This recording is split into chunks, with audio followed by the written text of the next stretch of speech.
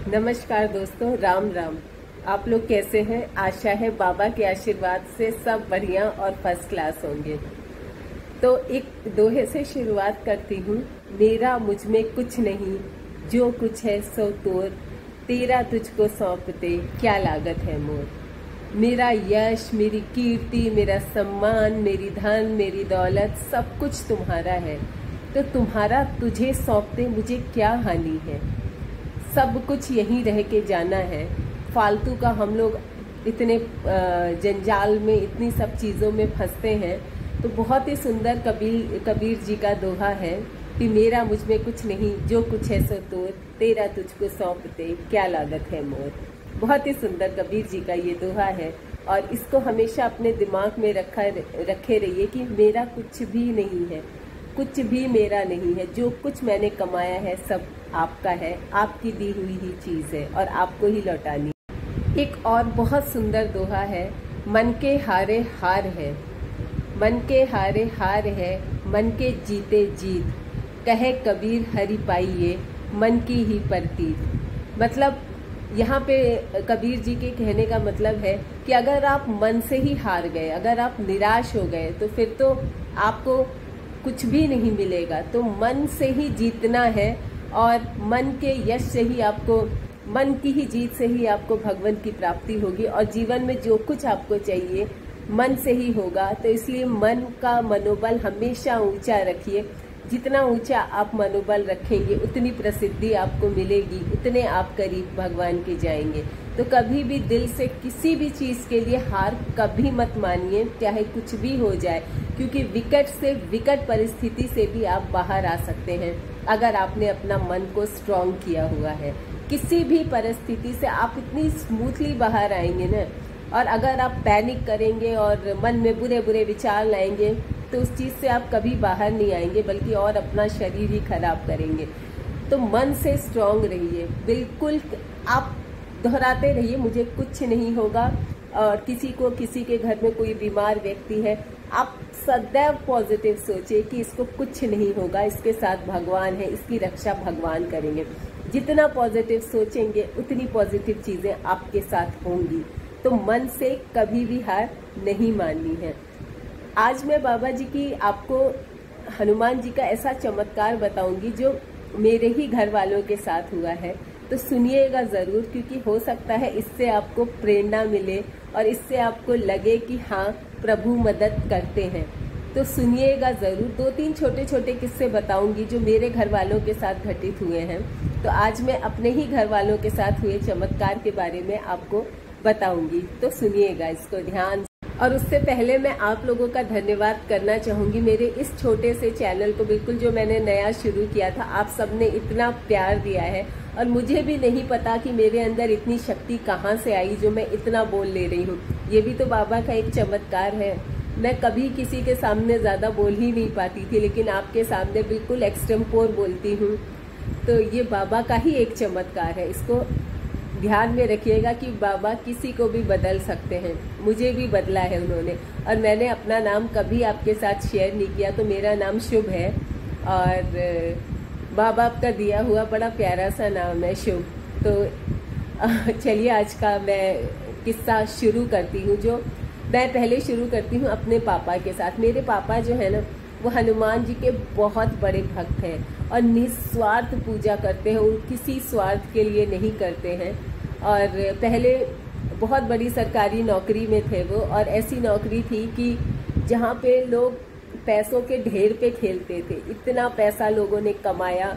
तो जब हम लोग छोटे छोटे थे ना, तो हम लोगों को भी लगता था, क्योंकि मेरे पापा बहुत सीनियर ऑफिसर थे, लेकिन उनसे जो बहुत जूनियर थे उनके बड़े बड़े कोठी, बड़ी बड़ी बंगले, मतलब बड़ी बड़ी गाड़ियाँ, और हम बहुत ही सिंपल लिविंग और बहुत ही नॉर्मल थे, जबकि पापा का पद उनसे बहुत ऊंचा था। लेकिन कभी भी एक पैसा उन्होंने नहीं लिया। मतलब कहते हैं ना कि ऊपर की 1 इंच भी कमाई नहीं की। उसी का प्रताप है कि हम सब आज इस पोजीशन पे हैं और भगवान की दया से सब ठीक ठाक ही है। और बचपन में हम लोग भी बहुत पैनिक होते थे कि क्या पापा, सब लोग देखिए इतने बड़े बड़े गाड़ी बंगले और आपसे कहीं अच्छा, आपसे छोटी छोटी पोस्ट पे इतने सुंदर सुंदर लोगों के मकान हैं, इतनी बड़ी बड़ी गाड़ियां हैं, लेकिन पापा ने तब भी किसी की बात नहीं सुनी। और आज पता चला कि पापा ने कितना अच्छा काम किया। आज वो सर उठा करके चलते हैं, किसी से कोई गिला शिकवा नहीं। बहुतों ने बहुत चीज़ें की, लेकिन किसी से कोई गिला शिकवा नहीं। और यही वजह है कि हनुमान जी के उनको दर्शन हुए, क्योंकि आप अच्छे हैं ना, तो भगवान भी देखता है। आप भले ही संसार में गलत तरीके से कितना भी धन कमा लें, लेकिन ऊपर वाले के हाथ में देर है, अंधेर नहीं। तो सदा अपनी अच्छाई बना करके रखिए और देखिएगा भगवान आपसे ज़रूर प्रसन्न होंगे। तो आज चलिए मैं एक बहुत छोटी सी स्टोरी जो मेरे पापा के साथ मिरेकल हुआ मैं शेयर करती हूँ। तो दोस्तों, जो मेरे पापा हैं ना, वो एवरी ट्यूसडे और सैटरडे हनुमान जी के मंदिर ज़रूर जाते हैं। और ट्यूसडे और सैटरडे जैसा कि आपको पता है कि हनुमान जी का दिन होता है।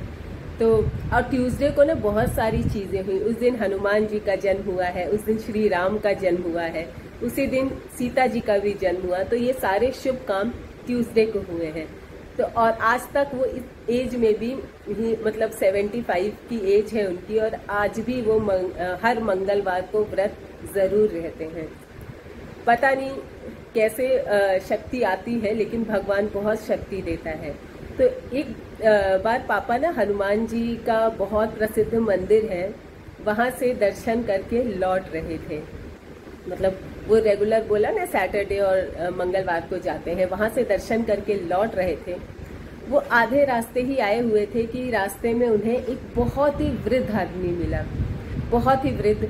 और उसने उस समय ना एक स्कूटर चलता था। अगर जो भी आप लोग इसमें से कोई पुराने होंगे तो उनको पता होगा। कार थी हालांकि उनके पास, लेकिन वो मंदिर स्कूटर से ही जाते थे क्योंकि पार्किंग के लिए आसानी होती थी। तो वहाँ पे और हमेशा देखिए उनको गाड़ी ड्राइवर सब मिला हुआ था, क्योंकि मैंने बताया ना बहुत बड़े वो अधिकारी थे, गाड़ी ड्राइवर सब उनके पास था। लेकिन मंदिर वो अपने ही दम पे जाते थे, कभी कोई गाड़ी नहीं लेते थे, कभी कोई ड्राइवर नहीं लेते थे। तो उनके पास उस टाइम पे विजय सुपर एक स्कूटर था, उससे वो मंदिर गए थे। अगर जानते ही होंगे विजय सुपर स्कूटर। उसके बाद बहुत उनको वहाँ से लौट रहे थे मंदिर के दर्शन करके, तो वहाँ उनको एक बहुत ही वृद्ध व्यक्ति मिला। तो उसने पापा का स्कूटर रोका और कहा कि मुझे थोड़ी दूर जाना है, क्या तुम मुझे अपने स्कूटर पे बैठा करके छोड़ दोगे? तो अब एक्चुअली आजकल अगर हम ऐसा करें तो पता नहीं, आजकल किसी का कोई भरोसा नहीं है, लेकिन खैर वृद्ध व्यक्ति था, वो क्या ही कर लेता। तो पापा ने उसको स्कूटर पे बैठा लिया अपने पीछे, और पीछे बैठा लिया। उसके बाद उस व्यक्ति ने जाते समय, जब वो स्कूटर से उतर रहा था, पापा ने उसको ड्रॉप कर दिया। तो उस व्यक्ति ने पापा के कान में ऐसी बात कही कि पापा आज तक हमको बताते हैं, उन्होंने बात तो हमें नहीं बताई पापा ने, क्योंकि उसने मना किया था और कोई भी पर्सनल चीज़ें शेयर भी नहीं करनी चाहिए। तो उसने पापा के कान में पता नहीं क्या बात कही, और पापा ने आकर के हम सबको बताया। और पापा ने कहा वो ऐसी बात थी जो आज तक किसी को नहीं पता, अपने बीवी को भी नहीं पता, अपने उनके माँ बाप को भी नहीं पता, बच्चों को तो छोड़ ही दीजिए, किसी को पापा ने वो बात बताई नहीं कि आज तक हमें वो बात नहीं पता। लेकिन पापा ने कहा कि ऐसी बात सुन करके मेरे रोंगटे खड़े हो गए, और मुझे एकदम साक्षात वो हनुमान जी ही थे, क्योंकि ये बात सिर्फ मैं जानता था और मेरे हनुमान जी जानते थे। और उन्होंने उस जो भी उनकी बात थी उससे निकलने का समाधान भी बताया, और वो उस चीज़ से बाहर भी आए। तो पापा तो इतने बड़े मेरे भक्त हैं ना, और पापा ने मान लिया कि वो हनुमान जी ही थे। एक्चुअली वो हनुमान जी थे, नहीं पापा और हनुमान जी के अलावा उस बात को कोई भी नहीं जानता था। एक और छोटा सा किस्सा जो पापा के साथ हुआ मैं शेयर करती हूँ। ज़्यादा लंबा वीडियो नहीं बनाऊंगी, लोग कहते हैं कि थोड़ा छोटा रखो, तो जल्दी जल्दी से एक दूसरा किस्सा भी आपके साथ बताती हूँ। ये जो दूसरा किस्सा जो पापा के साथ हुआ, ये भी बहुत इंटरेस्टिंग है, बहुत ही ज़्यादा। पापा उस टाइम पे संगम पे थे। संगम आपको पता है प्रयागराज में है। तो पापा और मेरे जो फादर इन लॉ है और मेरी जो ननद है, वो तीनों लोग संगम गए गंगा जी के दर्शन के लिए। और बोटिंग वोटिंग की वहाँ पे, थोड़ा संगम गए, क्योंकि वो संगम जो है ना बीच में, जैसे बोट से जा करके आपको बिल्कुल बीच में संगम है, वहाँ जाके आपको स्नान जो भी लोग करते हैं वो वहाँ पे करना होता है। मतलब डायरेक्ट तो सीधे नहीं करते हैं, तो वो बोट के ही थ्रू जाना पड़ता है, फिर बीच में जा करके वहाँ स्नान किया जाता। बहुत ही पवित्र जगह है। तो ये तीनों लोग वहाँ पर गए। फिर वहाँ से जब लौट रहे थे, दर्शन वर्शन किए। वहाँ हनुमान जी का मंदिर है, लेटे हुए हनुमान जी, बहुत प्रसिद्ध मंदिर है, बहुत सिद्ध जगह है। तो वहाँ दर्शन किए, संगम में स्नान किए। अब जब वहाँ से लौटने लगे तो अंधेरा हो चुका था। और जैसे कुंभ मेले के टाइम पे क्या होता है ना कि काफ़ी रश रहता है, रोशनी रहती है, लेकिन वो कुंभ मेले का टाइम नहीं था, वो ऐसे नॉर्मल टाइम था जैसे। तो वहाँ पे बिल्कुल अंधेरा हो गया और वहाँ कोई भी एक इंसान नहीं दिख रहा था, क्योंकि संगम में रात में कोई नहीं जाता, क्यों जाएगा। अब इन लोगों को रियलाइज ही नहीं हो रहा था कि लेट हो रहा है। तो ये सब जब करके बाहर आए, देखे तो बिल्कुल अंधेरा हो चुका था और एक भी आदमी वहाँ पर नहीं था। और पापा लोग बिल्कुल परेशान हो गए, क्योंकि मेरी जो ननद थी उसकी ट्रेन उसको पकड़नी थी, उसका बहुत इम्पोर्टेंट एग्ज़ाम था। अगर उसकी ट्रेन मिस हो जाती तो उसका एग्ज़ाम भी छूट जाता। अब ये लोग, पापा लोग ना गाड़ी और ड्राइवर लेकर करके गए थे। पापा को जो उस टाइम पे वो जिप्सी मिली हुई थी, तो जिप्सी से गए थे। और जो ड्राइवर था वो कहीं लोकेट नहीं हो रहा था। पूरा, एक तो संगम में इतनी रेत रेत रेत है ना कि आपको दूर की चीज़ें कभी दिखाई ही नहीं देंगी।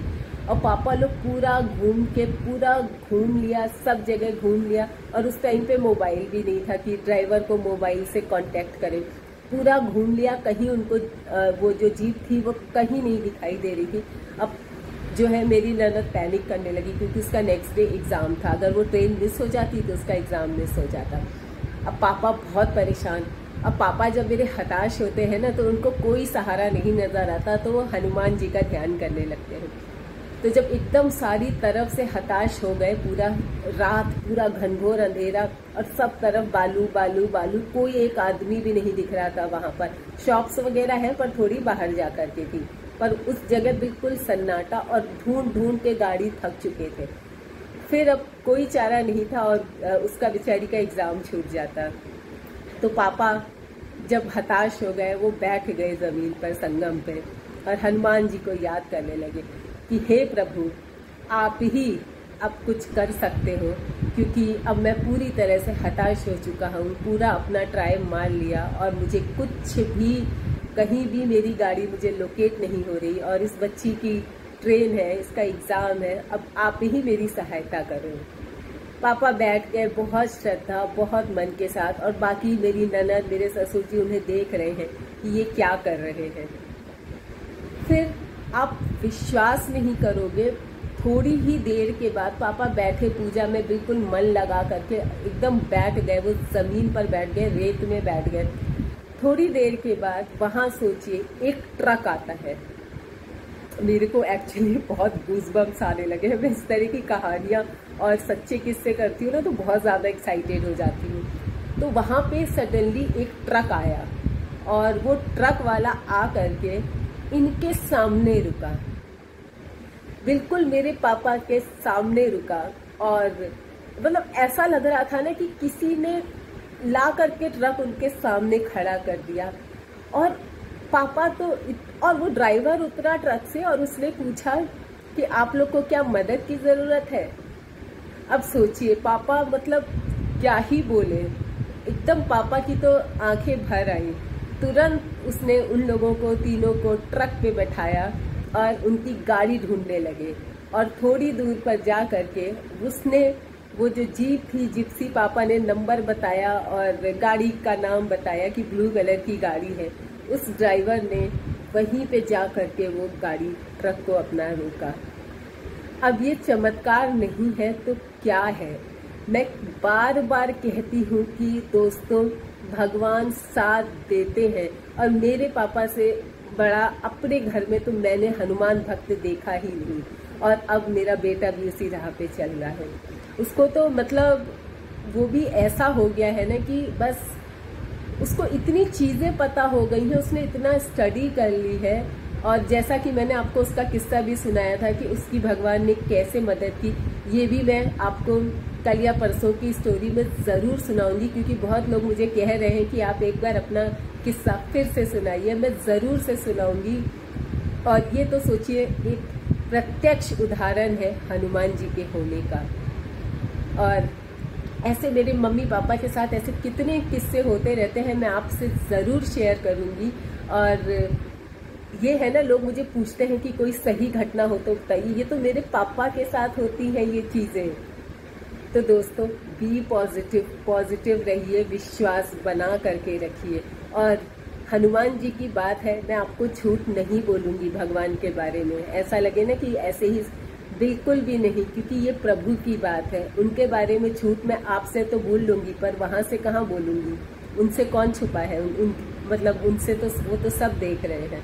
तो दोस्तों, ये 16% सच बात है। इसीलिए प्लीज़ आप विश्वास मत हारिए, किसी भी परिस्थिति में हो, और हंस के आप निकल जाएंगे अगर आप भगवान पर भरोसा रखेंगे। तो चलिए, आज आई होप आपको कुछ मोटिवेशन ज़रूर मिला होगा, क्योंकि ये 16% सच बात है। तो आगे चलिए, कल मैं फिर आपके पास एक नई स्टोरी के साथ, एक नए चमत्कार के साथ आऊँगी। और अगर वीडियो अच्छा लगे तो जय हनुमान, जय श्री राम ज़रूर लिखिए, भर भर के लिखिए, क्योंकि यही नाम सत्य है, बाकी सब मिथ्या है। तो नमस्कार दोस्तों, और थैंक यू सो मच इतना प्यार देने के लिए, इतने कम टाइम में इतना प्यार देने के लिए आप सबका दिल से धन्यवाद।